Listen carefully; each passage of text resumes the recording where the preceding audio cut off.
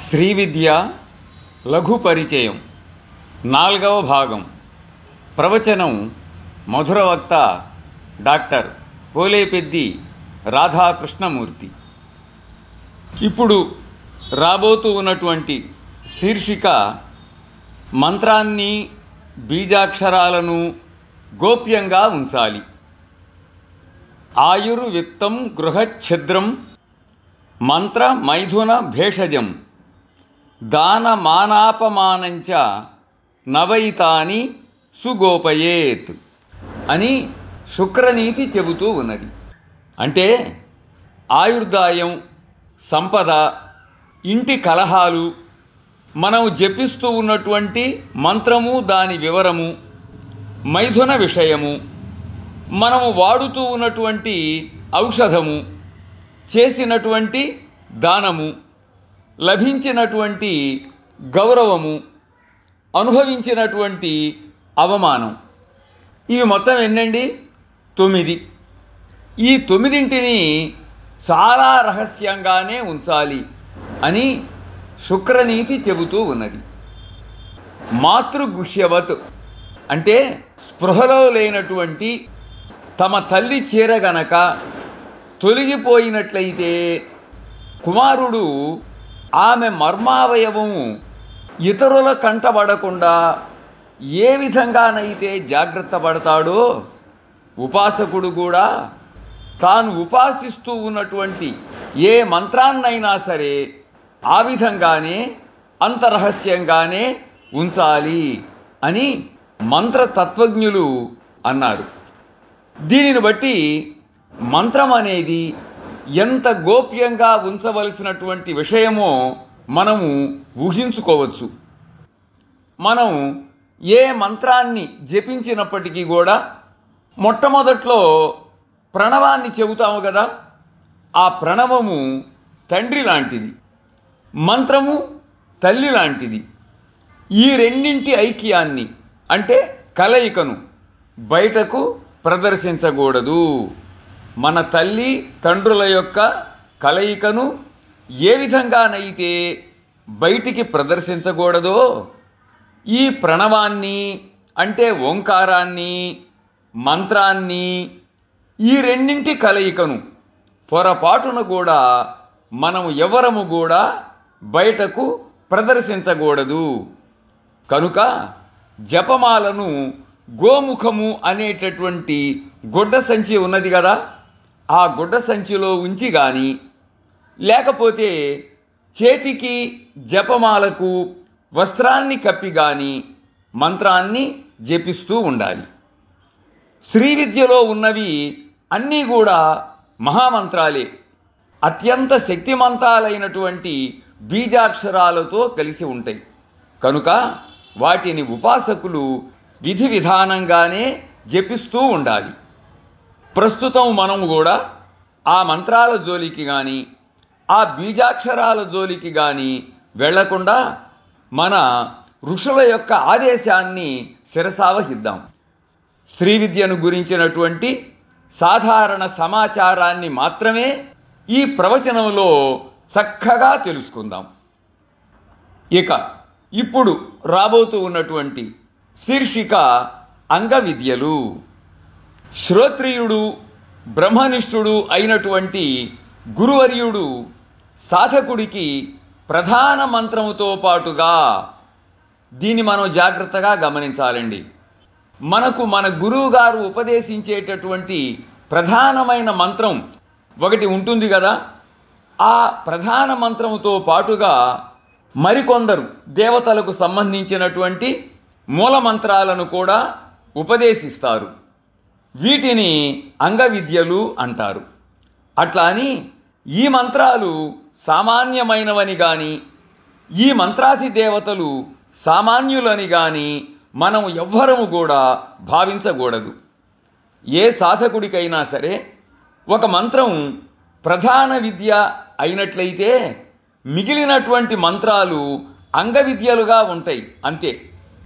సాధకులు తమ ప్రధాన మంత్రాన్ని 1000 పర్యాయాలు లేదా 108 పర్యాయాలు జపించిన తర్వాత ఈ అంగవిద్యా మంత్రాలను కొద్దిపాటి సంఖ్యలో అంటే ఒక 10 పర్యాయాలు జపించటం మనకు సంప్రదాయంగా వస్తూ ఉన్నది.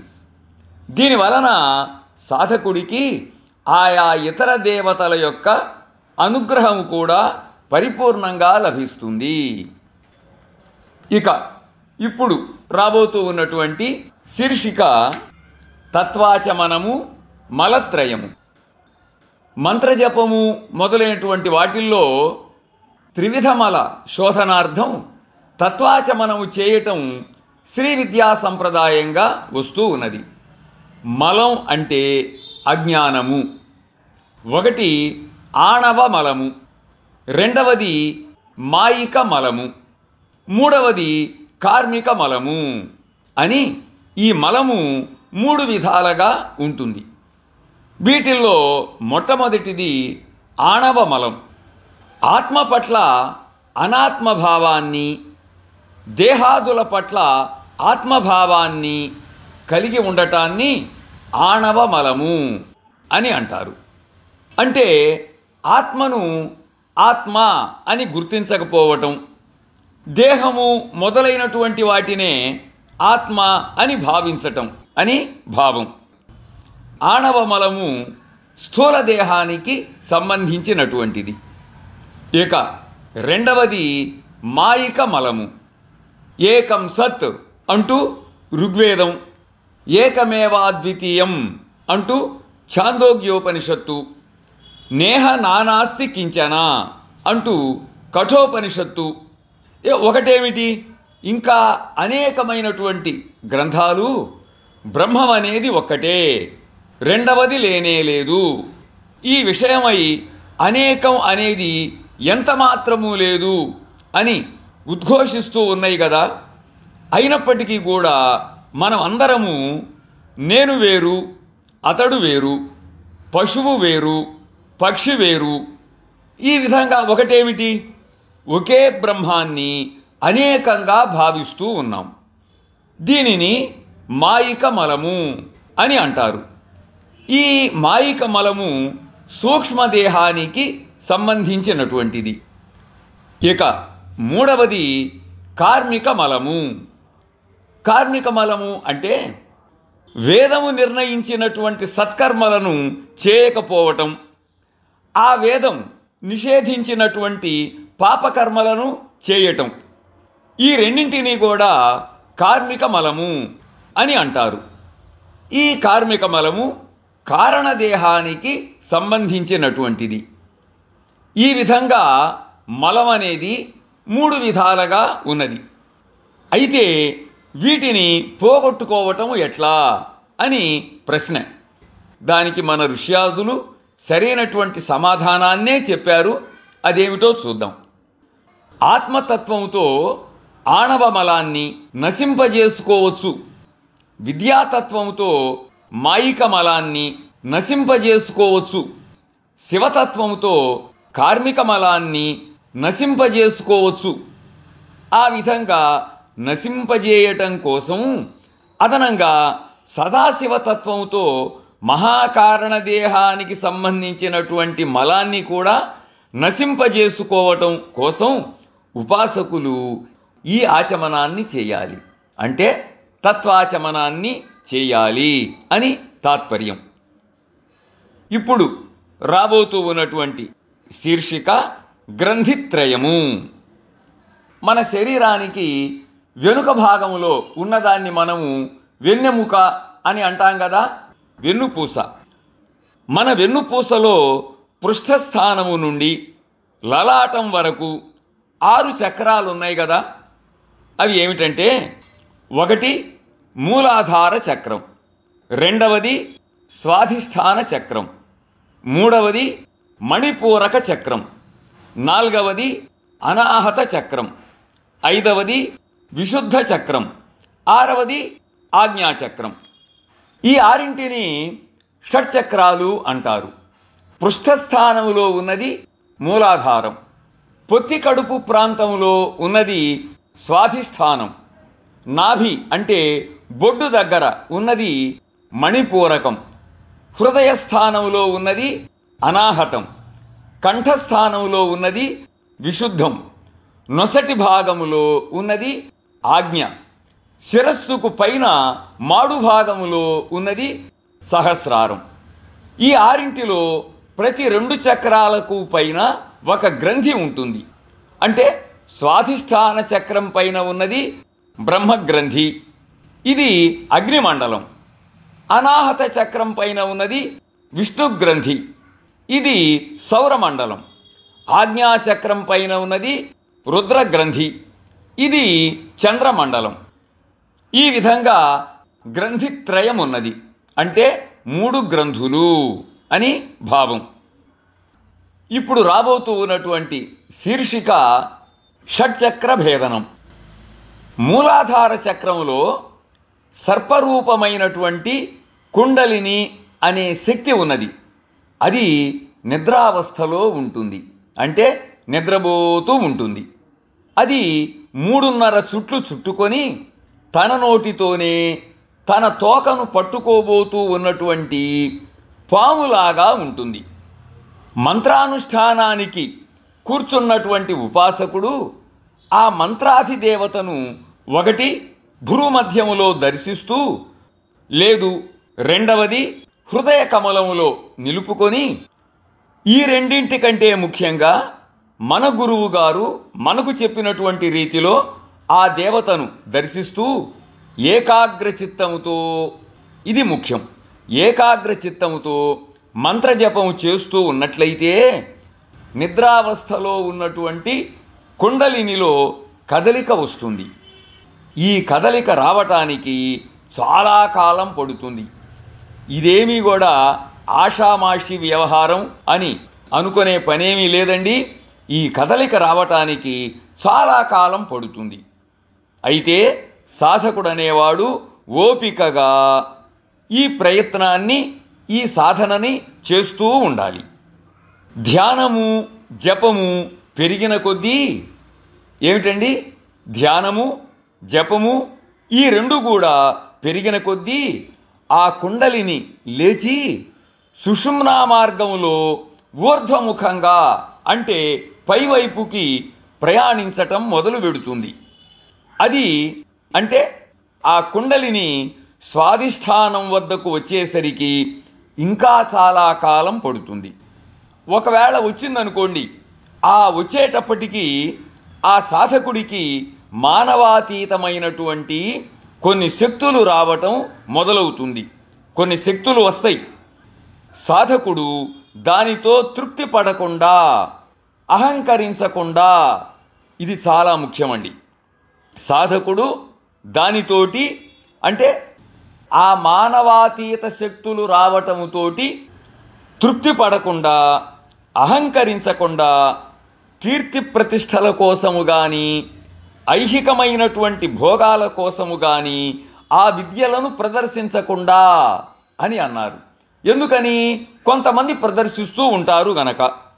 ఆ విద్యలను ఆ విధంగా వాటి కోసం ప్రదర్శించకుండా, ఉపయోగించకుండా స్థిర చిత్తముతోనూ సత్సంకల్పముతోనూ ధ్యానము జపము మొదలైనటువంటి వాటిని చేస్తూ ఉన్నట్లయితే ఆ కుండలిని ఒక్కొక్క చక్రాన్ని, ఒక్కొక్క గ్రంథిని భేదించుకుంటూ పైకి వెళుతూ చిట్ట చివరకు సహస్రారాన్ని చేరుకుంటుంది. దీనినే, ఈ సహస్రారాన్ని చేరుకోవటాన్నే షట్చక్ర భేదనము అని అంటారు యోగ శాస్త్రంలో. ఆ సహస్రార కమలము నుండి అమృతం జాలువారుతూ ఉంటుంది. సాధకుడు ఆ అమృతాన్ని త్రాగి సంతృప్తుడవుతాడు, బ్రహ్మానందానుభూతిని పొందుతాడు, జీవన్ముక్తుడవుతాడు కూడా అన్నారు మన యోగ శాస్త్ర ప్రవీణులు. ఆధ్యాత్మిక సాహిత్యంలో మనం బ్రహ్మానందం అనేటటువంటి మాటను తరచుగా వింటూ ఉంటాం కదా. మనము అనేక సందర్భాలలో బ్రహ్మానందం బ్రహ్మానందం అంటూ ఉంటాం. అసలు ఈ బ్రహ్మానందం అంటే ఏమిటంటే, యువా స్వాత్ సాధు యువాధ్యాయకః ఆశిష్టో ద్రఢిష్టో బలిష్ఠః తస్యేయం పృథివీ సర్వావిత్తస్య పూర్ణా స్యాత్ స ఏకో మానుషానందః అంటున్నది తైత్తిరీయోపనిషత్తులో ఉన్నటువంటి బ్రహ్మానంద వల్లి.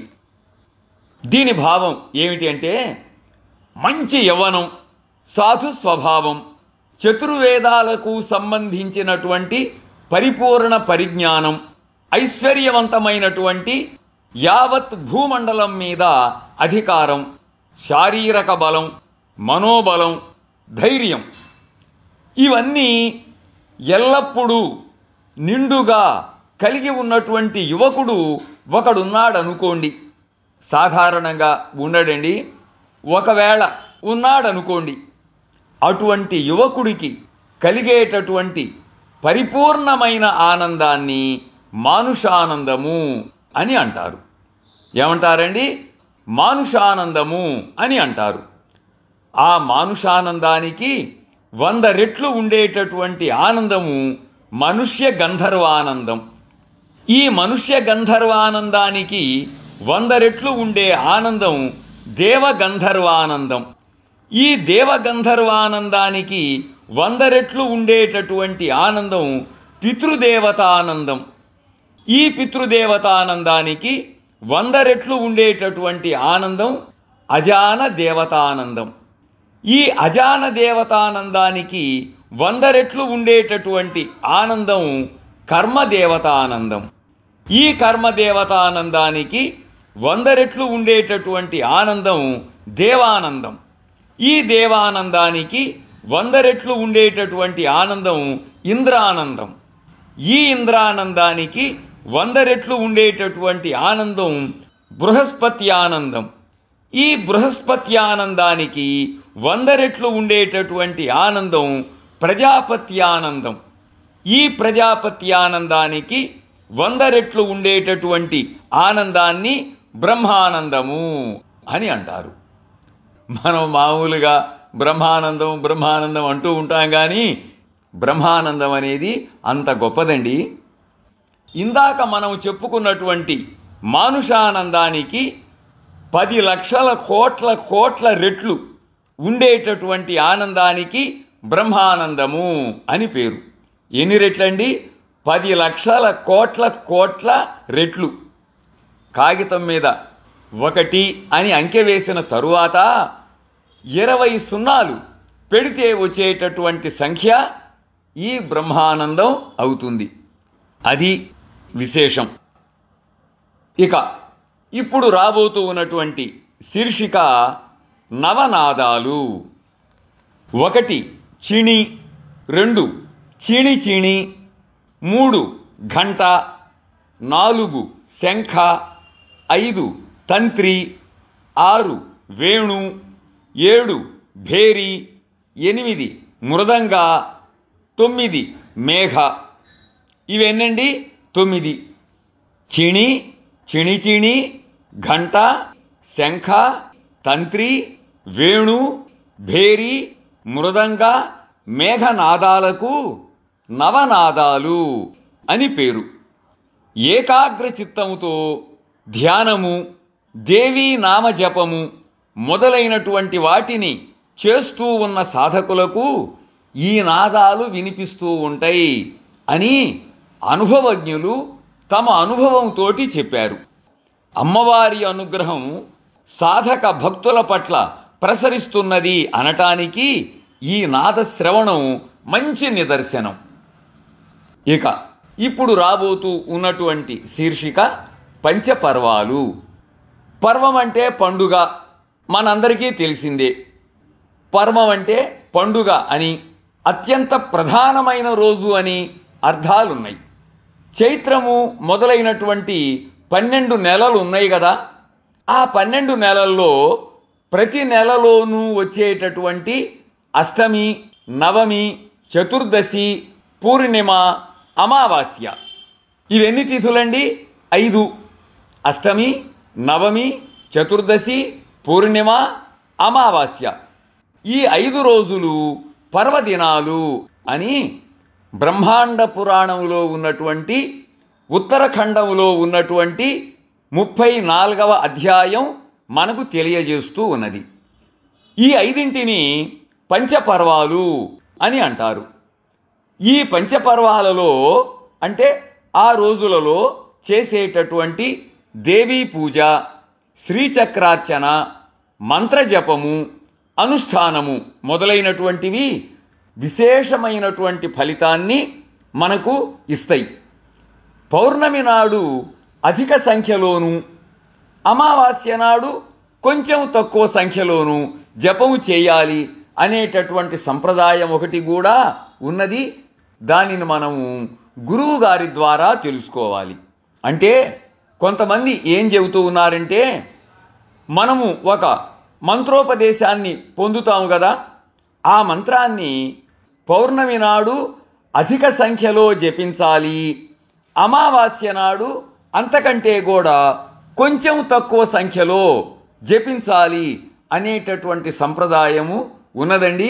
ఆ విషయాన్ని మనము మన గురువు గారిని అడిగి తెలుసుకోవటం మంచిది. ఇక ఇప్పుడు రాబోతూ ఉన్నటువంటి శీర్షిక యంత్ర మంత్ర స్తోత్రాలు. యంత్ర మంత్ర స్తోత్రాలు అంటే యంత్రము, మంత్రము, స్తోత్రము అని అర్థం. వీటిని గురించి తెలుసుకుందాం. దేవతోపాసనకు మంత్రము, యంత్రము అని రెండు ప్రధాన సాధనాలు ఉన్నాయి కదా.